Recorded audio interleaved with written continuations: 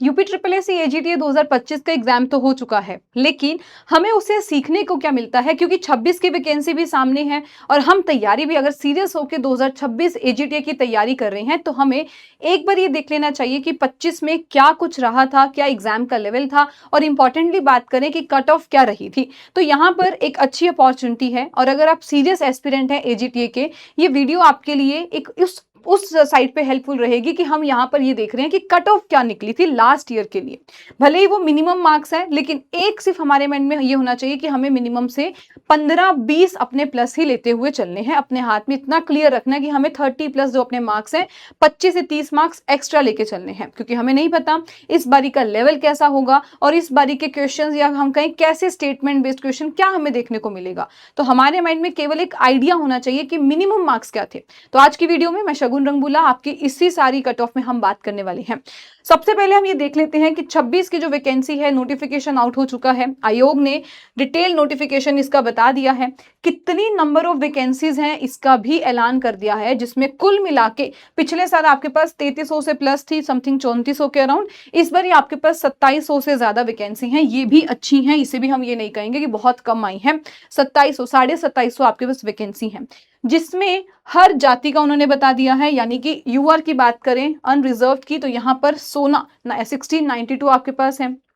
अनुसूचित जाति 213, अनुसूचित जनजाति की 6 सीट्स हैं। फिर हमारे पास आते हैं अन्य पिछड़ा वर्ग 573 और ईडब्ल्यूएस की बात करें तो 275 वैकेंसी है, यानी कि कुल मिला के आपके सामने 2759 वैकेंसी है। अब हमारा सोच केवल एक वैकेंसी तक ही है, लेकिन एक बार जरा ये देख लेते हैं कि पिछले साल कंपटीशन भी कैसा था, कितने नंबर ऑफ एप्लीकेंट्स थे और कट ऑफ क्या गई है। तो पहले तो हम ये एनालाइज करते हैं कि 2025 में अगर हम बात करते हैं तो इसमें नंबर ऑफ एप्लीकेंट्स कितने थे, हर अगर हम कैटेगरी वाइज बात करें तो यहां पर देखा गया यूआर के करीब जो है 3600 के जो है बच्चों ने एस्पिरेंट्स ने इसमें अप्लाई किया था यूआर में। ईडब्ल्यूएस में 4900, सबसे ज्यादा जो देखने वाली बात थी वो थी ओबीसी में 16500 या 1650 जो है स्टूडेंट्स ओबीसी में देखने को मिले थे जिन्होंने अप्लाई किया।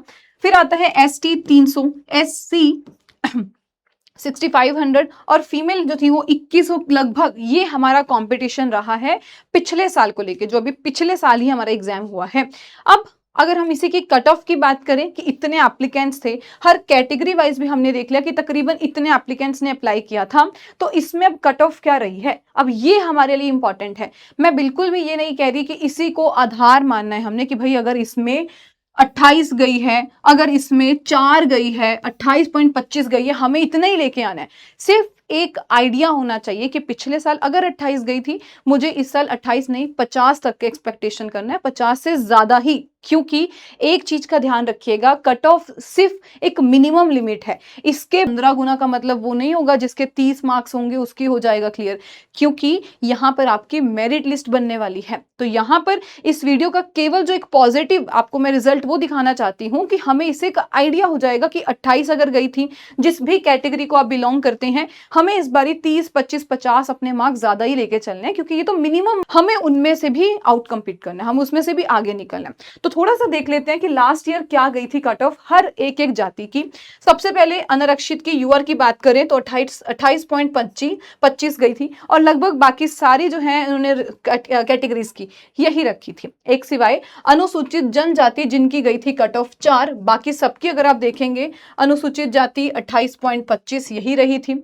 अन्य पिछड़ा वर्ग इनकी भी यही थी। ईडब्ल्यूएस की आर्थिक रूप से कमजोर वर्ग इनकी भी 28.25 ही रही थी।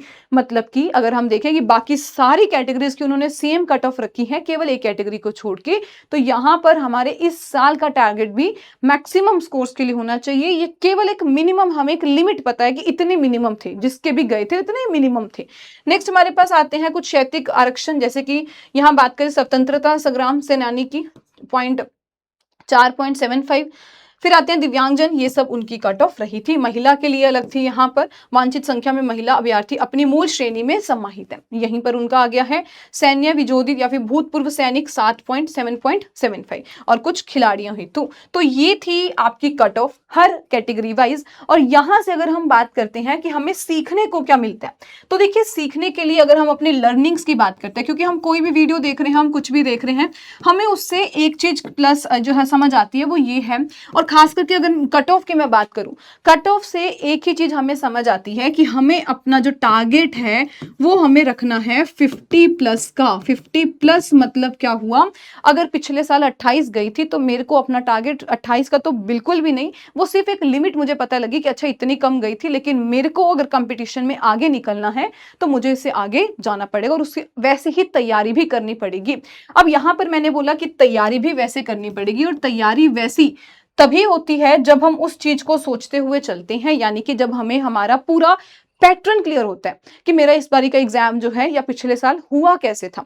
ये आपके सामने पूरा एग्जाम टेबल है, कैसे आपके एग्जाम होंगे, किस सब्जेक्ट में से कितने नंबर ऑफ क्वेश्चन, जैसे जीके में से 20, कंप्यूटर में से 15, एग्रीकल्चर जो कि आपका एक गेम चेंजर बनने वाला है उसमें से हमें कैसे कंपीट करना है, और ये आपका मेंस का एग्जाम, और उसके बाद आपकी डीवी इसमें होने वाली है। ये था कंप्लीट। उसके बाद अगर हम केवल, क्योंकि मैंने बोला अभी कि एग्रीकल्चर आपकी गेम चेंजर है, तो गेम चेंजर में भी हमारे अलग अलग सब्जेक्ट वाइज उन्होंने बता रखे हैं कि कितने नंबर ऑफ क्वेश्चन वो पूछने वाले हैं और मार्क्स, और आपको टाइम मिलेगा 2 घंटे। अब जब कट ऑफ देख ली, स्ट्रेटेजी बना ली हमने, हमें ये समझ आ गया कि किस टॉपिक में से हमें कितना फोकस करना है, और इसी के साथ मैंने एक और वीडियो भी बनाई है हाई स्कोरिंग टॉपिक की। अगर हम लोग प्रीवियस ईयर पेपर देखते हैं, आपके number of question in subject में से भी किस किस में से कितने नंबर ऑफ क्वेश्चन पूछे हैं उसे भी जरूर देखिएगा, क्योंकि उससे आपको एक आइडिया हो जाएगा कि अगर हम टॉपिक्स की बात करते हैं तो किस टॉपिक में से कौन सा क्वेश्चन, कितने नंबर ऑफ क्वेश्चन उसमें से पूछे गए थे। ये था कंप्लीट मेरे एंड से, जहां पर हमने ये देखा कि पिछले साल की कट ऑफ और हमें उससे सीखने को क्या मिलता है, और हमें अपनी स्ट्रेटेजी में क्या बदलाव करने हैं, बाकियों से कैसे अलग चलना है, ना कि सिर्फ कट ऑफ के एक बेयर लिमिट पे ही रहना है। इसके अलावा अगर आपको कोई भी डाउट हो तो आप बिल्कुल मुझे टेलीग्राम ग्रुप पे पूछ सकते हैं, जो आपका ही टेलीग्राम ग्रुप है, शगुन मैम PW टेलीग्राम चैनल, जहां पर आप डिस्कशन ग्रुप ऊपर क्लिक करोगे तो आपको डिस्कशन ग्रुप दिखेगा, जहां पर आप इस डिस्कशन ग्रुप में भी ज्वाइन कर सकते हैं। ये था मेरे एंड से आपको कंप्लीट सेशन। आई होप ये सेशन आपको अच्छा लगा, और अगर कोई डाउट है तो बिल्कुल आप लोग कमेंट सेक्शन में भी पूछ सकते हैं। Thank you so much.